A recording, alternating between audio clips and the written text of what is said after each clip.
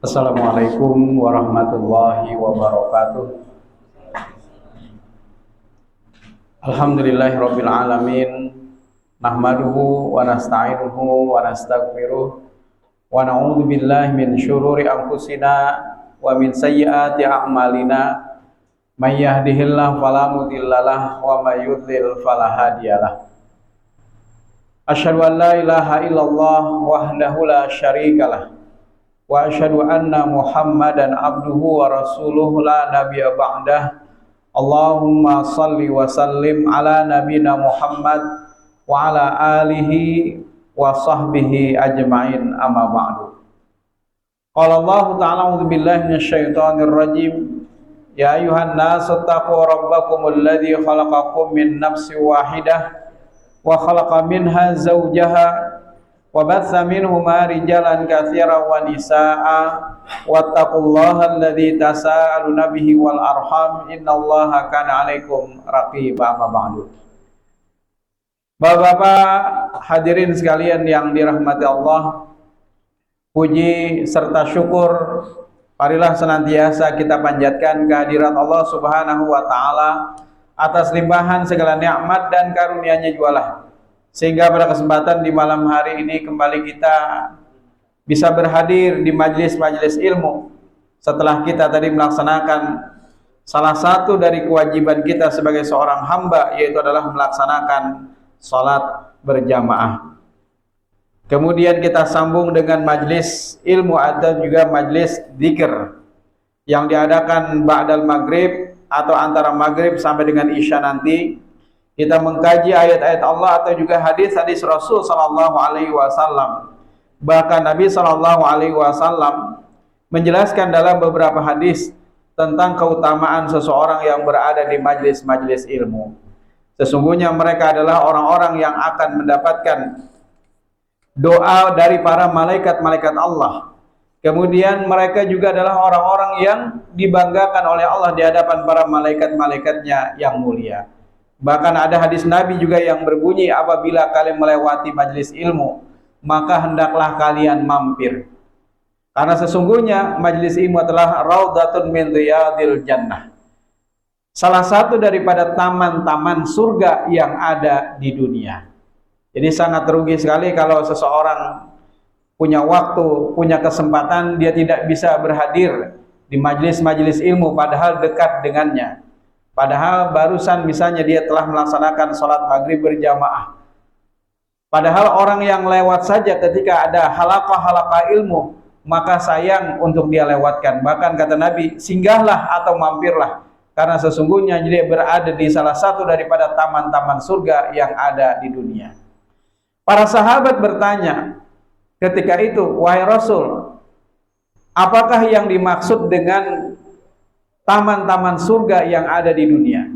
Maka Nabi sallallahu alaihi wasallam pun menjawab, halaqatul dzikr, yaitu adalah halaqah-halaqah zikir atau juga halaqah-halaqah ilmu. Mudah-mudahan dengan kita berada di majelis-majelis ilmu sebagai salah satu daripada taman-taman surga yang ada di dunia, maka Allah juga akan memudahkan langkah kaki kita berada di salah satu daripada taman-taman surga yang ada di akhirat kelak. Amin ya rabbal alamin.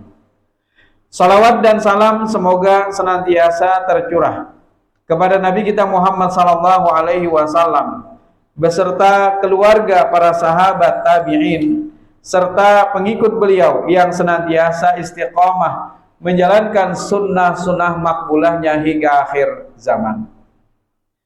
Bapak Ibu sekalian yang dirahmati Allah, ketika kita ingin melaksanakan ibadah salat, maka tentu kita harus menjaga kondisi. Baik itu kondisi hati kita, kondisi diri kita, termasuk juga adalah kondisi yang ada di sekeliling kita.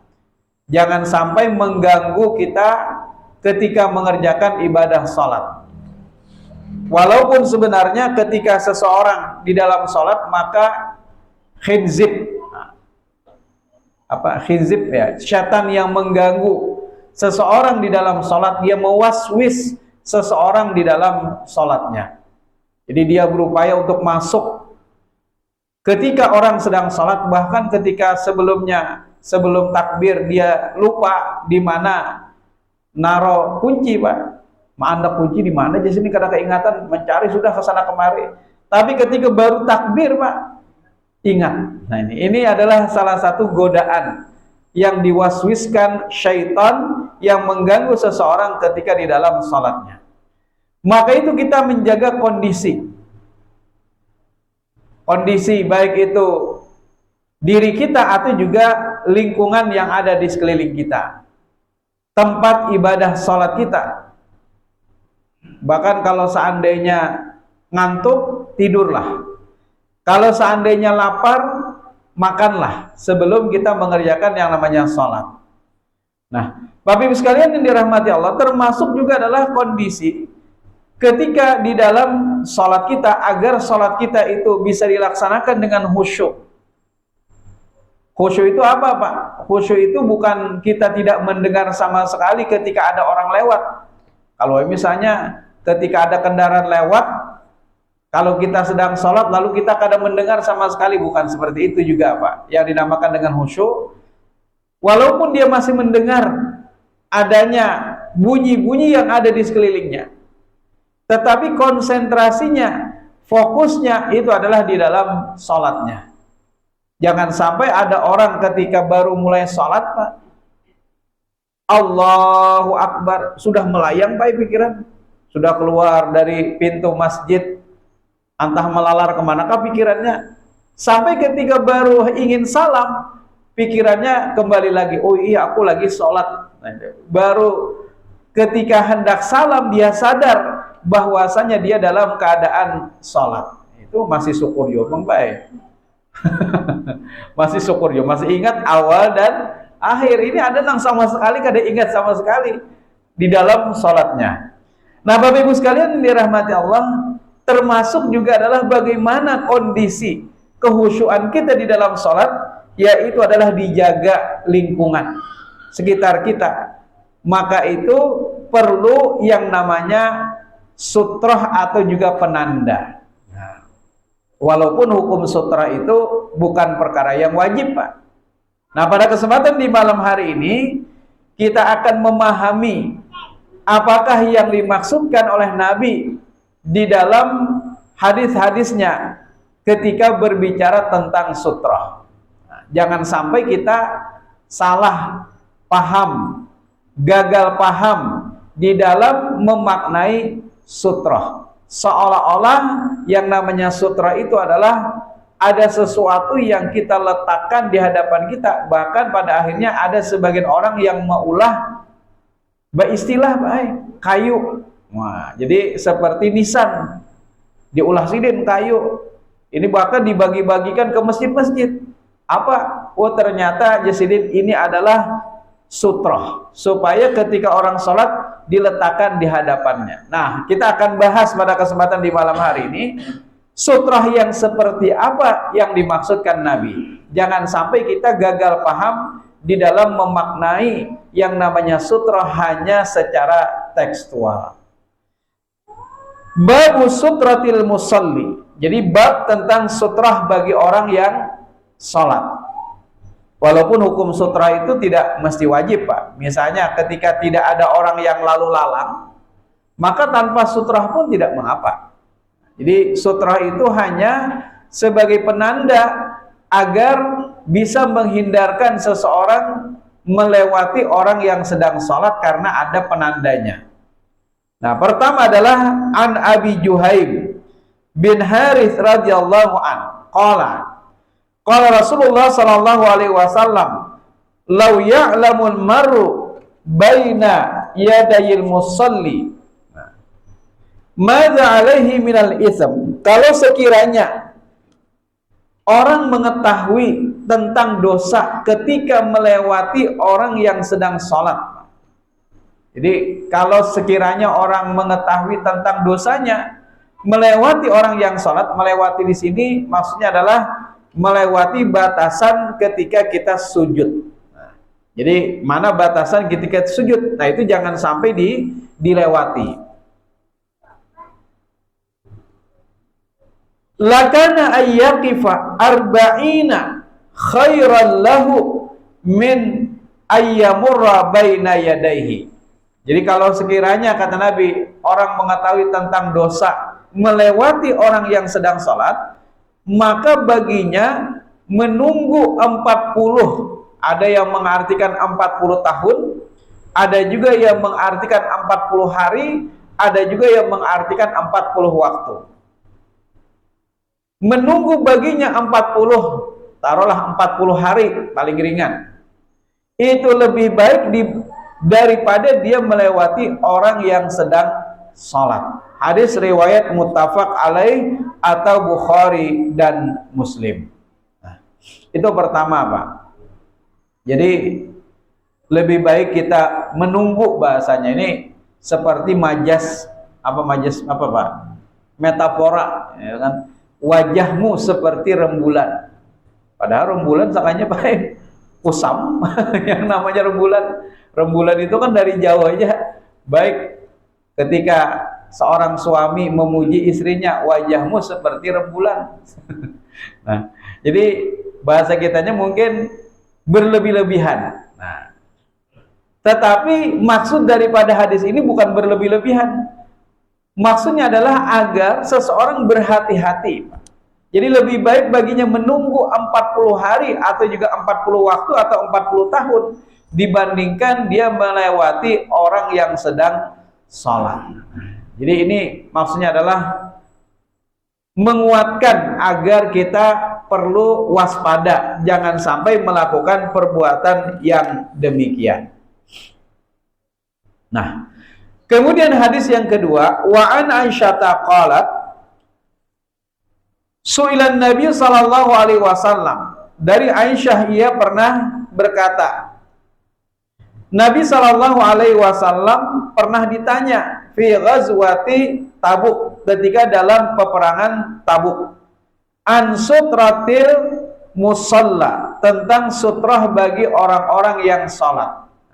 Seperti apa batasan atau sutrah itu, seperti apa? Maka Nabi sallallahu alaihi wasallam pun menjawab, mithlu mu'khiratir rahal. Kata Nabi, seperti pelana kuda atau sandaran yang ada di binatang. Nah, ketika kita ingin naik ke atas kuda atau juga unta, maka kita menaruh pelana. Nah, jadi paling tidak taruh pelana di depan ketika kita hendak sholat, Pak. Nah, kenapa disebutkan pelana? Karena ketika itu benda inilah yang memang ada di sekitar Nabi dan para sahabat, Pak.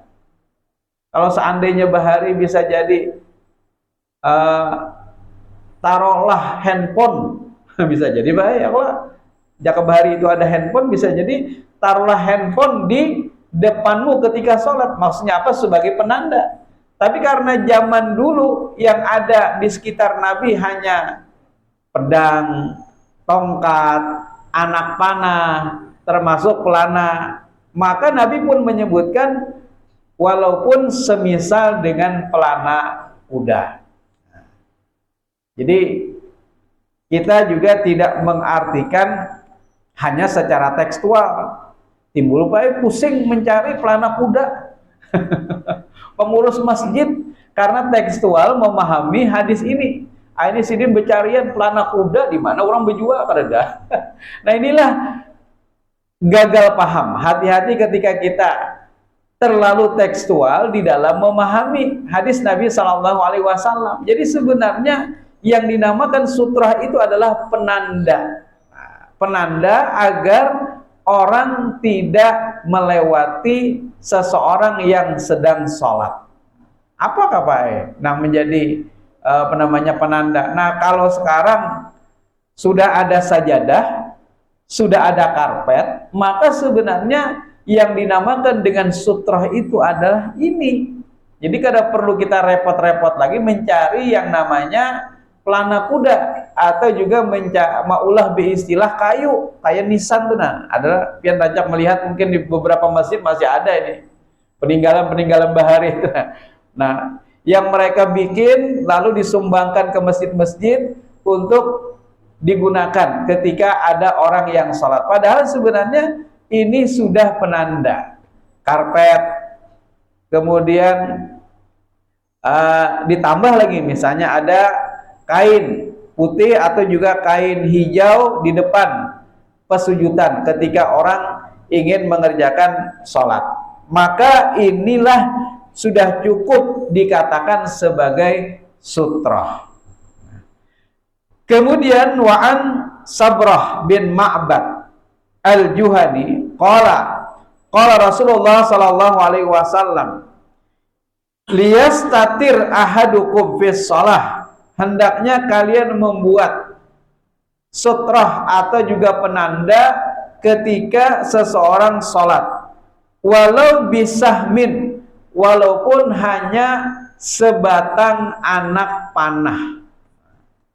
Jadi karena benda pada saat itu yang mereka bawa anak panah, kemudian tadi pelana kuda, maka itu sudah memang digunakan apa saja yang ada di sekitar, maka gunakanlah itu sebagai penanda. Apalagi kan yang namanya orang sholat ketika dulu tidak ada masjid, ketika misalnya Nabi dalam peperangan, ketika Nabi dalam safar, ada kayak kita, wah ini bang baik kau aja menjumpai masjid ketika kita safar, di mana-mana ada masjid. Kalau bahari ketika mereka berada di suatu tempat dalam persinggahan dan waktu sholat tiba, maka disitulah mereka sholat.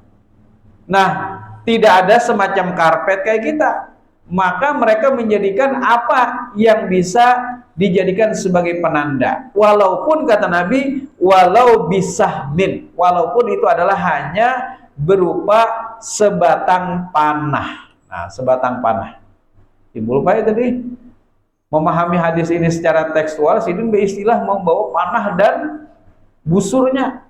Kenapa pian membawa panah dari rumah? Ya sidin, karena aku sholat sunat supaya aku andak di muka. Karena dalam hadis Nabi tadi mengatakan tarolah liyastatir, bersutrohlah. Nah, taruhlah sutroh ketika seseorang sholat walaupun hanya dengan sebatang yang namanya anak panah. Istilah sidin membawa busurnya, lawan busurnya lagi baik. Nah, Bapak Ibu sekalian yang dirahmati Allah, kemudian wa an Abi Dzar Al-Ghifari radhiyallahu an qala Rasulullah sallallahu alaihi wasallam, yaqta'u salatar rajuli muslim idza lam yakun baina yadayhi mithlu mu'khiratir rahal al-mar'ah wal himar wal kalbul aswad. Terputus. Nah, terputus. Asal kata qata'a yaqta'u, itu sebenarnya memotong. Nah, memotong atau terpotong, tapi maksudnya adalah terputuslah sholat seseorang kalau seandainya dia tidak menaruh sutroh di depannya ketika yang lewat itu adalah pertama siapa? Al-mar'ah, wanita. Yang kedua adalah wal himar, keledai. Jangan kedelai malah, ini keledai. Kemudian yang ketiga adalah wal kalbul aswad, yaitu adalah anjing hitam. Nah, ini juga di dalam memaknai hadis ini, Pak, tidak bisa kita secara tekstual. Karena apa? Karena di sini disebutkan al-mar'ah, perempuan. Jadi kalau yang lewat itu perempuan di hadapan kita yang sedang sholat, maka terputus sholat kita, batal sholat kita. Apakah demikian pemahamannya? Berarti tidak adil Islam, kan?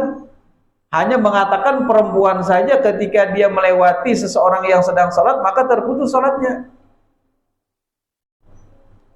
Nah, disinilah kita harus juga mendalami makna yang terkandung di dalam hadis ini, Pak. Sebagai contoh misalnya, Islam itu sebenarnya begitu adil meletakkan posisi dalam kewajiban antara laki-laki dengan perempuan itu sama, Pak. Misalnya tentang sholat, gerakannya itu tidak ada yang berbeda. Termasuk juga adalah ketika seseorang melakukan amal soleh, baik laki-laki maupun perempuan, maka kedudukannya sama. Jadi kalau kita memaknai hadis ini hanya perempuan saja, seolah-olah kada adil, Pak. Padahal misalnya ada sebuah hadis Nabi berbunyi, idza matal insan in qata amaluhu illa min salasin. Apabila anak manusia itu meninggal dunia, maka terputus semua amalnya kecuali 3 hal. Pertama adalah sedekah jariyah. Ketika seseorang mengeluarkan wakaf, berwakaf, baik itu dengan wakaf tanah, kemudian ada juga wakaf apa Pak? Pekuburan, kemudian ada juga wakaf pesantren dan lain-lain. Sekarang alhamdulillah Pak, modern. Setelah keluarnya undang-undang tahun 2004 tentang perwakafan, ternyata diperluas yang namanya wakaf itu bukan hanya berupa tanah saja atau juga bangunan. Kalau hanya berupa tanah, timbul baik kita yang tidak memiliki tanah atau tidak memiliki bangunan sulit untuk berwakaf. Jadi hanya tuan-tuan tanah saja yang mereka punya kesempatan berwakaf. Alhamdulillah fikih itu berkembang Pak. Fikih itu berkembang luar biasa. Nah disinilah sebenarnya pemahaman akan fikih itu menyesuaikan dengan kondisi zamannya. Alhamdulillah berkembang yang namanya wakaf uang. Atau ada juga wakaf melalui uang Pak. Nah, jadi kalau kita ingin berwakaf melalui uang atau wakaf uang itu bisa Pak. Walaupun yang kita wakafkan cuma 100.000 rupiah. Tapi kalau sudah sampai 1 juta, kita tinggal mendatangi ada namanya lembaga keuangan syariah penerima wakaf uang. Nah, jadi yang namanya wakaf itu kan tidak boleh habis, Pak. Habis aslaha, pertahankan induknya atau asalnya, tanah misalnya, bangunan selama digunakan maka orang yang mewakafkan itu dapat aliran pahalanya. Nah begitu juga setelah berkembang ada namanya wakaf uang dan ada juga namanya wakaf melalui uang. Ini beda Pak. Kalau wakaf melalui uang itu kita mengeluarkan uang yang ini diniatkan untuk wakaf. Nah uangnya tidak boleh habis Pak, harus utuh, harus utuh. Tapi yang disumbangkan adalah manfaatnya. Berupa manfaat uang itu setelah diinvestasikan oleh lembaga keuangan syariah, baik itu di deposito syariah, kemudian ada juga sukuk atau obligasi syariah, itu mendapatkan hasil. Nah hasilnya itulah yang boleh diberikan kepada penerima manfaat wakaf. Nah jadi uangnya itu tidak boleh habis Pak. Jadi terus mengalir pahalanya bagi orang yang berwakaf. Nah kalau wakaf melalui uang itu adalah misalnya ada apa namanya pesantren misalnya atau Muhammadiyah ingin membangun pesantren misalnya, yang tanahnya harganya dulu berapa misalnya, jadi belum bangunannya, tanahnya dulu misalnya taruhlah harganya 1 miliar. Nah silahkan siapa yang ingin berwakaf. Nah ini disebut dengan wakaf melalui uang. Setelah terkumpul 1 miliar uang tadi, lalu dibelikan tanah dengan sekian hektar. Nah akhirnya tanah itu terbeli dengan uang kumpulan banyak orang, maka orang-orang yang telah berwakaf dengan melalui uang tadi, dia akan mendapatkan aliran pahala dari apa yang telah dia wakafkan. Jadi kada perlu harus menunggu jadi tuan tanah dulu Pak, harus memiliki berhektar-hektar tanah lalu baru kita bisa berwakaf. Tidak, walaupun cuma 100.000 yang kita sumbangkan tadi, maka insya Allah itu juga akan menjadi aliran pahala selama itu digunakan Pak. Nah Bapak Ibu sekalian ini dirahmati Allah, jadi dalam hadis Nabi disebutkan apabila anak manusia itu meninggal dunia maka terputus semua amalnya kecuali 3 hal. Pertama adalah sedekah jariyah, yang kedua adalah au ilmin yuntafa'u bihi, ilmu yang bermanfaat. Nah yang ketiga awaladin soleh, anak yang soleh yang mendoakan kepada kedua orang tuanya. Padahal di dalam hadis ini disebutkan walad. Walad itu kan laki-laki Pak. Walad itu laki-laki. Kalau seandainya kita memaknai hadis ini secara tekstual, bahwa yang bisa memberikan aliran pahala bagi kita orang tua ketika meninggal dunia, apakah hanya anak laki-laki? Kalau hanya anak laki-laki berarti Islam itu tidak adil. Padahal sebenarnya hadis ini walaupun hanya menyebutkan awalat anak laki-laki, tetapi sebenarnya adalah juga mencakup anak perempuan. Jadi kada perlu khawatir pian mau laki-laki anak pian, mau perempuan anak pian. Yang penting pian dididik untuk menjadi anak yang saleh yang nantinya mendoakan kepada kita orang tua ketika kita walaupun sudah meninggal dunia, maka kita tetap mendapatkan aliran pahalanya. Nah, Bapak Ibu sekalian yang dirahmati Allah, begitu juga di dalam hadis ini. Walaupun hadis ini menyebutkan mar'ah, perempuan, tetapi sebenarnya cakupannya juga adalah siapapun yang lewat, mau laki-laki, mau juga perempuan di hadapan orang yang sholat, maka itu bisa memutus orang yang sedang sholat dari sholatnya. Nah, jadi kenapa bukan hanya perempuan saja, tetapi juga cakupannya laki-laki. Kalau seandainya di sini hanya perempuan, Pak, berarti bertentangan dengan hadis yang lain. Ada sebuah hadis yang menyebutkan ketika Nabi sholat malam, rumah Nabi kada seluas rumah kita, Pak. Paling rumah Nabi mungkin hanya 4x3 saja. Ketika Nabi sholat, kaki Aisyah itu menjulur di hadapan Nabi yang sedang sholat, Pak. Bahasa kitanya, batis Aisyah itu di hadapan Nabi sholat. Nah, ketika Nabi ingin sujud, maka Nabi kitarakan dulu, Nabi pindah dulu kaki Aisyah dari hunjurannya dari depan Nabi SAW. Amun kita bisa menapak, Pak. Buat isi kamu ini aku lagi sholat. Tapi betapa lemah lembutnya Nabi, Pak. Kasih sayangnya Nabi kepada istri beliau, sampai-sampai ketika Nabi sholat pun kaki Aisyah menjulur di hadapan Nabi, maka Nabi dengan kasih sayang memindahkan kaki Aisyah dengan pelan-pelan. Begitu juga setelah Nabi bangkit dari sujud, maka kaki Aisyah tadi dibetulkan lagi, Pak, dibujurakan lagi, saking kasih sayangnya Nabi kepada istrinya. Luar biasa. Amun kita sudah menghambat misalnya, amun bini ini batis bujur-bujur, Pak, aku lagi sholat.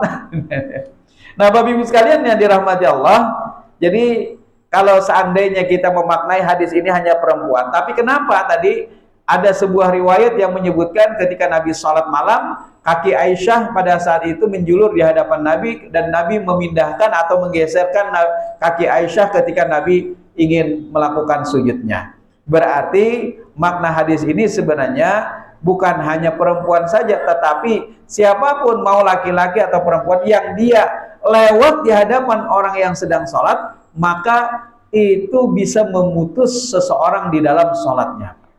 Maka itu nanti ada preventif yang kita lakukan seperti apa ketika ada orang yang ingin lewat di hadapan kita. Yang kedua adalah wal himar. Nah, kenapa disebutkan himar? Karena konotasi himar ini bahasanya binatang yang paling babal, Pak. Himar nih konotasinya negatif, Pak. Ibaratnya binatang lain itu, Pak, kita memburunya dengan isyarat aja, bukahnya. Ya, misalnya kita lagi sholat nih, lalu kita kajuti, itu sudah mencincing bukah ayam dan segala macamnya. Tapi beda dengan himar, Pak.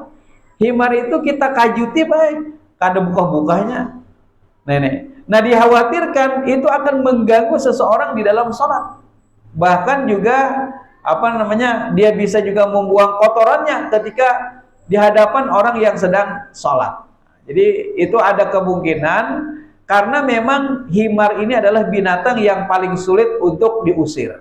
Nah, kenapa tidak membatalkan sholat walaupun ada himar di hadapan kita, asalkan dia tidak mengganggu tadi? Karena di zaman Nabi pun ada seseorang yang membawa keledainya ketika sholat bersama Nabi SAW. Jadi ketika itu dia bersolat berjamaah bersama Nabi, dan dia memiliki himar atau juga memiliki keledai ketika itu. Nah, yang ketiga adalah wal kalbul aswad, yaitu adalah anjing hitam. Apa itu anjing hitam? Al kalbul aswad syaitan. Nah, jadi yang dinamakan dengan kalbul aswad atau juga anjing hitam itu adalah syaitan. Nah, karena syaitan ini sering mewaswis seseorang, mengganggu seseorang di dalam sholat, maka dia berupaya bagaimana caranya agar seseorang putus di dalam sholatnya, yaitu dengan cara tadi, dengan cara menyuruh orang agar lewat di hadapan orang yang sedang sholat. Jadi dia berupaya untuk bisa mengganggu. Nah, Bapak Ibu sekalian yang dirahmati Allah, kemudian selanjutnya adalah Wa an Abi Sa'id Al-Khudri radhiyallahu an qala Rasulullah sallallahu alaihi wasallam, "Idza shalla ahadukum ila syai' yasturuhu minan nas." Apabila salah seorang di antara kalian salat, maka hendaknya dia menjadikan sutrah atau penanda atau penghalang dari orang-orang yang akan lewat. Fa arada ahadun ayyajtaza baina yadayhi fayadfa'hu. Nah, kalau seandainya ada orang yang tetap ingin lewat, Pak. Nah, jadi yang namanya ketika larangan tentang orang yang lewat itu adalah ketika sholatnya sendirian, Pak. Jadi kalau kita sedang sholat sendirian atau sholat sunat, maka disitulah sebenarnya larangan lewat di hadapan orang yang sedang sholat. Tapi kalau seandainya yang kita kerjakan itu sholat berjamaah, Pak, asalkan dia tidak lewat imam, maka seseorang masih boleh melewati orang yang makmum. Nah, misalnya begini, Pak, ketika bulan Ramadan, sholat tarawih penuh, biasanya penuh. Ternyata ada di pojok sana yang masih kosong 2. Ini ada jamaah lagi menunggu, Pak. Sementara orang sudah sholat isya, mulai sholat isya. Sementara masih ada 2 lagi shop yang masih kosong. Kalau kita biarkan, maka ini tentunya menjadi ketidaksempurnaan kita di dalam sholat berjamaah. Nah, bagaimana caranya? Caranya adalah orang di luar tadi, dia boleh melewati orang yang sedang sholat untuk menutupi shop yang kosong. Itu boleh hukumnya, Pak. Yang kada boleh itu kalau dia melewati imam. Imamnya sholat berjamaah, itu yang tidak boleh. Lagian buat apa melewati imam lah? Bisa langsung ke sana aja nih, melewati imam misalnya ini. Jadi sebenarnya yang dilarang itu adalah ketika dia melewati imam. Tapi beda halnya kalau dia melewati makmum. Itu kalau sholatnya berjamaah. Begitu juga misalnya ada di antara pian kebetulan kentut, misalnya takantut di muka. Jaka ini berbunyi, baik. Nah, terpaksa jadi jaka kada berbunyi ditaruh sakan jadi, nah tentu jangan, baik. Ini tentunya tidak boleh seseorang yang dia batal lalu dia tetap berdiri di dalam sholatnya. Dia harus membatalkan sholatnya. Wajib membatalkan sholatnya. Jangan sampai dia meneruskan sholatnya. Rupanya sidin pilek, baik. Tapi kanan mengiri bepicik hidung. Jadi benar, karena mencium. Nah, jadi ketika seseorang batal di dalam sholat, maka dia wajib menghentikan sholatnya. Kalau dia makmum, kalau dia imam, maka digantikan oleh makmum yang ada di belakangnya. Jadi dia langsung keluar di dalam sholat. Kalau dia imam maka yang di belakang akan maju ke depan menggantikan menjadi imam. Nah, kalau seandainya kada paham-paham juga, Pak, bingung nih. Masing-masing kadang hendaknya maju, padahal imam sudah batal. Maka imam tadi boleh menarik salah satu untuk maju ke depan. Itu hukumnya diperbolehkan. Misalnya tadi sudah imam batal kan, rupanya kadang waninya maju. Maka daripada sholat berjamaahnya bubar, ya sudah, imam menarik salah satu di antara jamaah untuk mengimami. Nah, jadi misalnya tadi ada yang batal di antara kita makmum, maka dia harus membatalkan sholatnya. Nah, yang kedua, Pak, apakah dia tetap berada di tempatnya menunggu sampai orang selesai di dalam sholat berjamaah? Tidak, Pak. Dia wajib untuk keluar agar apa? Agar jangan sampai ada celah yang kosong. Jadi kalau dia biarkan saja batal, kemudian dia duduk misalnya, maka celah kosong nih. Dia wajib untuk keluar untuk mengambil air wudhu. Sementara yang samping-sampingnya agar merapatkan soft. Jadi jangan dibiarkan kosong, yang samping-samping berarti merapatkan. Nah, bagi orang yang batal tadi, dia wajib keluar. Dari mana keluarnya? Kalau seandainya ada 2 pintu, misalnya samping dan belakang, maka menurut tarjih lebih baik dia memilih yang belakang. Jadi dia bisa menyela-nyela bagian daripada samping-samping orang yang sedang sholat. Tapi kalau seandainya tidak ada pintu yang kita bisa keluar dari belakang, ya sudah dari depan Pak, tidak mengapa. Lewati saja orang yang sedang sholat ketika itu, jangan pian halangi malah. Timbul nang kada paham mau menghalangi, wajar. Padahal aja sidin, aku hendak berwudu, kenapa ya kemalangi? Nah ini tentu ketidakpahaman di dalam sholat berjamaah. Jadi biarkan saja dia. Cuma yang lewat ini juga jangan petantang petenteng, malah mentang-mentang boleh, lalu sidin berkacak pinggang lewat, nah misalnya jangan. Jadi tentu juga dengan sopan santun dia lewat. Nah, jadi jangan juga misalnya mentang-mentang boleh melewati orang yang sedang sholat berjamaah, lalu dia buka-buka misalnya lari apa mungkin ya segala macam lah. Jadi dia harus juga menjaga kesopanan ketika melewati orang yang sedang sholat ketika itu. Nah, Bapak Ibu sekalian yang dirahmati Allah, fa'in aba. Jadi kata Nabi, kalau ada orang yang ingin lewat, maka sudah kita tadi menaruh penanda atau penghalang. Tapi kalau ada tetap orang yang masih lewat, maka halangi. Halangi. Jadi tahan orang tersebut. Fa'in aba, kalau seandainya dia tidak mau Pak, tidak mau, tetap dia hendak lewat dia baik. Kita lagi sholat sunat misalnya nih, rupanya ada orang nang lewat baik, kita tahani sudah, sekali sini tetap memaksa lewat. Maka apa kata Nabi? Falyuqatilhu. Nah, sebenarnya makna secara bahasa qatala yuqatilu itu artinya membunuh baik. Cuma bahaya kalau hadis ini diartikan secara tekstual. Maka bunuhlah, nauzubillah. Timbul di masjid berbunuh-bunuhan. Ini kan salah paham di dalam mengartikan hadis Nabi. Jadi walaupun di dalam hadis Nabi ini disebutkan fa'in aba, kalau seandainya dia tidak mau, falyuqatilhu, maka hendaknya qatala tadi bunuh sebenarnya, tetapi jangan dimaknai hadis ini secara tekstual lalu dia membunuh orang yang mau lewat. Oh itu nauzubillah, malah bahaya nih kalau seandainya diartikan hadis ini secara tekstual. Maksudnya apa sebenarnya? Maksudnya adalah hendaknya engkau tahan dengan sekuat tenagamu. Itu sebenarnya. Jadi makna falyuqatilhu itu bukan setiap ada orang yang lewat bunuh misalnya, nauzubillah. Setiap ada orang yang lewat bunuh. Jadi mengartikan hadis secara tekstual itu bahaya juga kalau kita keliru. Jadi maksud daripada hadis ini adalah hendaknya kita menahan dengan sekuat tenaga kita ketika ada orang yang tetap memaksa untuk lewat. Fa innama huwa syaiton, karena sesungguhnya dia adalah syaiton. Nah, tapi jangan pian padahkan sini syaitan malah timbul karena pada saat sini lewat ikamnya syaitan timbul berkelahian baik gara-gara itu aja. Maksudnya apa? Perbuatannya itu mirip dengan syaitan yang sering mewaswis seseorang di dalam sholat, mengganggu seseorang di dalam sholat. Itu sebenarnya yang dimaksudkan dalam hadis Nabi Shallallahu Alaihi Wasallam ini. Hadis riwayat muttafaq alaih atau juga Bukhari dan Muslim. Fa inna ma'ahul qarin. Nah, karena sesungguhnya dalam diri orang itu ada qarin. Nah, maka itu ada qarin, tapi beda dengan apa ini, Pak?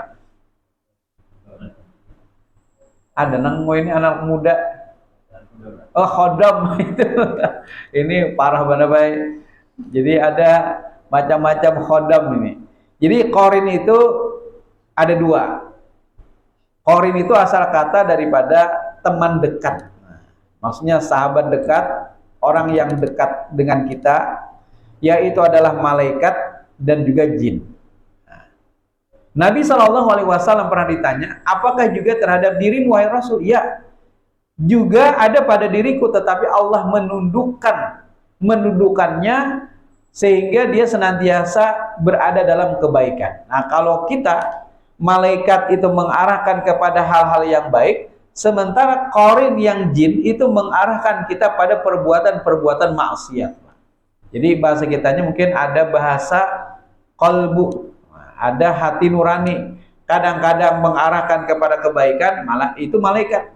Kadang-kadang qarinnya mengarahkan kepada keburukan atau maksiat, itu adalah jin, Pak. Nah, jadi yang ada dalam diri manusia, qarin. Nah, Bapak Ibu sekalian yang dirahmati Allah, jadi kita berupaya untuk bisa senantiasa minta perlindungan kepada Allah Subhanahu wa taala dari ajakan-ajakan qarin yang mengarahkan kepada keburukan atau juga kemaksiatan.